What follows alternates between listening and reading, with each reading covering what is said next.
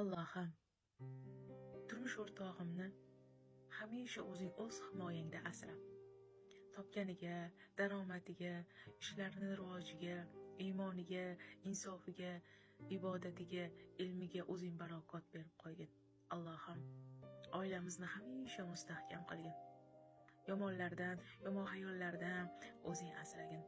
Allohim, turmush o'rtog'imni menga bo'lgan sevgisiga, mehriga, muhabbatiga, sadoqatiga, oilamizga bo'lgan mas'uliyatiga o'zing barokat bergin. Allohim, hamisha sog' salomatlikda, birdamlikda, xayrli ishlaringda bardavom qilgin. Allohim, Robbisini, turmush o'rtog'ini rozi qilgan bandalar qatorida qilgin. Turmush o'rtog'imni, meni, muhabbatimni birgalikda qilgin. Qalblarimizga tutashtirgin Robbim. Allohim, turmush o'rtog'imni rozi qilib, soliha, muslima ayol bo'lib, o'zing rozi bo'lgan bandalaring qatorida bo'lishligimga o'zing menga kuch-quvvat ber. Xayr eshiklaringni hamisha ochiq qilgin. Allohim, o'zingdan tilayman, o'zingdan so'rayman ya Robbil alamin. Al-Vadud ism sifatlaring ila ruxslantirgin. Allohim, bir-birimizga muhabbat